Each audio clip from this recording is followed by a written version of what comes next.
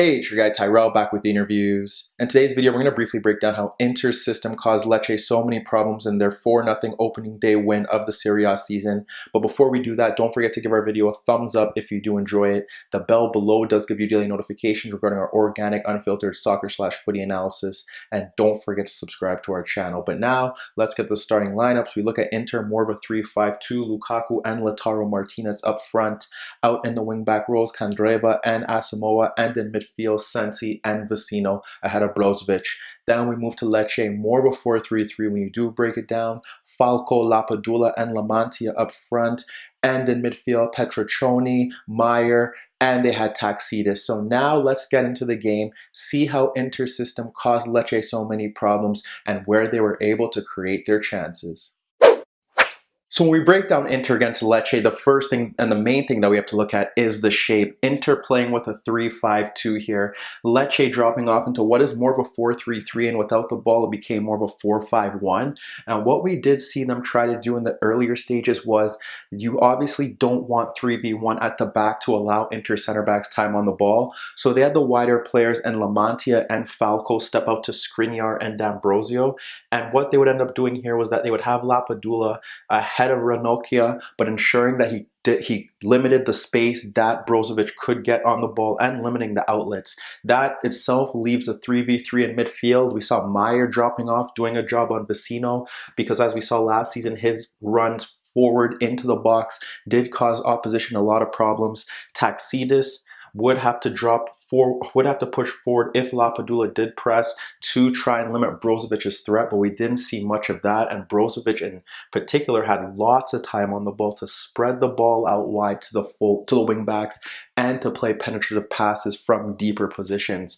And then you have Petroccioni against Sensi. So that's kind of how they went about it, and that's how they were looking to stop Inter from pushing forward. But what we did see was that Inter's system proved to be too strong for Lecce. How? Well, when you do break it down and you look at it, you have Inter here set up in their 3-5-2, and it's very simple for them because they know that the front three can't press them all game. So eventually they're going to have phases where they do get on the ball. Like I said, Brozovic was finding space to get on the ball despite a few nervy moments, more so in the opening stages when Lecce had the energy levels to press him. We saw Lapadula step to him on a few occasions. That forced him to make mistakes. And then when we look at the midfield battle, that is set in stone. Like I said, the shuttlers are going to deal with the shuttlers, and then up front is where it really gets to break down the main reason why Inter were able to do what they did. When you look at it, you have Lautaro Martinez, you have Lukaku. Now you have two strikers up front that are occupying the two center backs in Rossettini and Lucioni. So when you have them there, basically what we saw is even when they pressed from the front, it kind of made sense, specifically on goal kicks. You have the forward step out to the center backs. You would have Brozovic step out to Taxidis. You would have, again, the shuttlers sticking to the shuttlers, and you have the wing backs push onto the fullbacks. When Inter had possession of the ball, what would happen here is that you have the two center forwards occupying the center backs, but the problem is that you don't want them spinning into the channels, and you don't want 2v2. So what ended up happening was that they had Rispoli and they had Calderoni staying a bit narrow to ensure that they had 4v2, or if anything 2v1 in most situations, so that the center backs couldn't get isolated. But with the midfield battle intact, with the center backs getting time on the ball, that allowed the wing backs to push forward, and they were the key men here. Asamoah was pushed high, you had Candreva pushed high. They were able to provide an outlet for the midfielders when they got on the ball and the center backs when they got on the ball, and they were involved in a lot of Inter's best chances and goals. What you'd often see sometimes too is if Candreva had the ball and he was closed down, he could instantly pop a switch out to Asamoah, and vice versa. Asamoah could pop a switch out to Candreva. In the opening stages, they were getting forward, but their crosses were overhit. They weren't meeting their markers, and that was a big issue here. And like I said, Lautaro and Lukaku often didn't really get into those channels. There was only one chance in mind where we saw Skriniar clip a long ball in, and we saw Lukaku run across the center backs to hold up the ball in left half space, and he located Vecino making a run into the box, but when he tried to head it, it hit off his shoulder. That was the only opportunity in that opening half where we saw that combination. We didn't really see the center forwards combine as a duo itself, more so in the second half when space was provided. There were a few golden opportunities that those two created, but Lukaku in particular, his threat was when he dropped off deeper to show for the ball in transition, when he pulled the center backs into his half. He was able to link play with his teammates or turn and break on the counter. They did have a few breaks where it was 3v2 or where Lukaku was able to run at the Lecce defense in the opening stages, but they just lacked the final ball. When we get to how they're able to create chances in the opening half, like I said, just getting the ball out into wider areas, that was pivotal, and the wingbacks were able to deliver. We saw in the opening stages, Sensi sliding the ball out to Candreva, and what he does is that he locates Lautaro, spinning off Rispoli in the box, point blank header in the 6-yard box, but he nods it into the ground and over the net. But like I said, Candreva is able to get that space, deliver across into the box. That leads to an opportunity. Shortly after that, we have Vecino stepping away from Meyer, is able to drop the ball off to Brozovic, who has the time and the space to get on the ball, and he switches it out to Asamoah. Now Asamoah, because Rispoli's caught narrow, he has to step out. He's able to run at Rispoli, delivers a cross into the box. It's cleared into the path of Candreva. What happens there is that now Candreva is able to deliver a cross again back into the box to the far post, and it's Asamoah dropping it off to Brozovic, who has time to curl his effort into the top corner. But like I said, Brozovic with the space, switching it out to Asamoah, falls to Candreva, another switch back, Asamoah lays it off, Inter goal. Shortly after that, we see Brozovic stepping forward, and what happens here is that he locates Sensi in between Taxidis and in between Meyer. So he plays it into him. Sensi drops it back off, switches it out to Asamoah. Again, we see Asamoah breaking forward.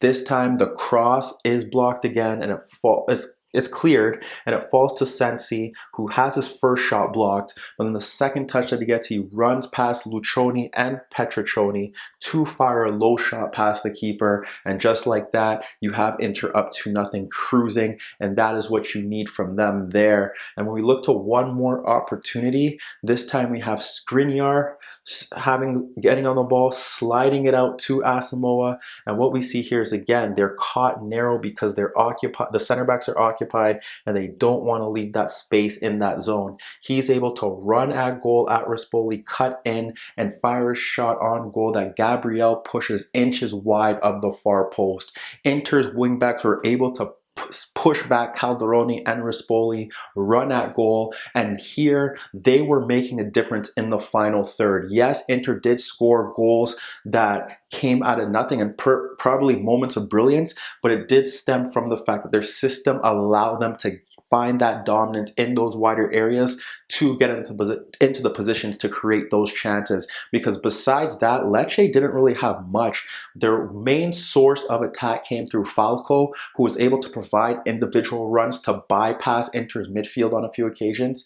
And there was two separate occasions in that first half, sliding the ball out to Lapadula, which forced Handanovic out, and it almost led to him being chipped. And the other opportunity slid the ball out to Lamantia, who was able to gain a yard of space, but he fired a tame effort on goal. So that was the first half in a nutshell. You see the wingbacks pushing forward, Brozovic getting time on the ball. We broke down why the center forwards didn't really work as a tandem based on the fact that they kept it very narrow, but the wingbacks getting that space made the most of it. So even when we get to the second half, the match still followed a similar theme, but we did see Lecce press a bit higher from the front to close down their markers and try to win the ball in better areas. We did see that lead to one opportunity where we had Petriccioni slide the ball out to Falco ahead of Asamoah, and then we saw him run off Sensi to get the ball back. His cross was cleared by Handanovic poorly again into the path of Calderoni, but he smashed his shot over the net. That was one of their better opportunities of that second half, and it just goes to show that Falco was involved in all of their key moments based off the fact that he was giving them a bit of an invention that they weren't getting anywhere else. But the same theme followed for Inter, and like I said, although they did press from the front, it did lead to some issues as well, because what happened, we look at one particular incident in particular where we have Lapadula stepping to Handanovic, where now he's able to play the ball to Brozovic. Taxidis comes to it late, and Brozovic is able to poke the ball to the right of Petriccioni for Sensi, and he's able to turn him and break that goal. And when you have both of the center forwards making runs across the center backs, it allows them to cut in and drag a shot inches wide of the net, a warning sign for them. Shortly after that, we continue to see Inter do what they do best. Ball slid out from Skriniar to Candreva. He's able to hold the width and pull out Calderoni, who was narrow, and he locates Lukaku, this time peeling off Rispoli. But Rispoli does enough to ensure that Lukaku can't get an effort on goal, and that is pivotal. But again, just instant switch out to the right-hand side, able to deliver a cross into the box, should lead to a goal-scoring opportunity. Meyer gives up the ball higher up the pitch. We see Candreva clear the ball out to Lukaku, who is pressed by Rossettini, and because they're pushing so much higher, we rarely saw this in the opening half. This is what happens. Lukaku is able to spin him with these drive towards goal and deliver a great ball through the box that Lautaro just misses. But again, because they're taking that gamble, we're seeing the cons to it and how Inter are able to break in transition and still find those avenues to bypass the press when need be. We look to one more opportunity before we do get to the goal, and it's again, you have Ranocchia stepping forward, and you have this time Brozovic ahead of Petriccioni, and he drops it off to Sensi. And what happens now is that because they're staying so narrow, Candreva again outlet switches the ball out to him. What he notices now is that Lautaro making a run at the near post, but Rossettini does a great job of getting across to ensure that they give up a corner and not a goal. When we look to the build-ups to the goal, again, poor touch from Meyer. What happens here is that we end up seeing the ball being pinged in to Lukaku, who drops it off to Lautaro. That's one of the first real significant contributions that they had prior to the ones later on in the second half where they were able to attack space. Lautaro fires a powerful shot on goal. Gabriel pushes it into the path of Lukaku, and he taps it in. And then even after the fact that we have substitutions and Farias gets sent off and Lecce move to more of a 4-4-1, what happens here is that we see Candreva score a screamer of a goal to kill off the game. But again, it's just the ball switched out to him. Free, this time in a narrow position. No one closes him down. And it's an Inter wing back making the difference. But we break down this game as a whole. Lecce, newly promoted, probably weren't supposed to win here, but Inter's system gave them no real chance barring Falco's individual runs. The wing backs pushed them high. They were decisive in the final third. And as they got into key areas, they were able to score goals, and that was a difference here. But let me know what you guys think. Are Inter legitimate title contenders this season? And will Lecce be in a relegation battle? Meet me in the comments below. Don't forget I upload videos every day, and don't forget to subscribe to my channel. If you like this video, give it a thumbs up. And that was your daily dose of the interviews.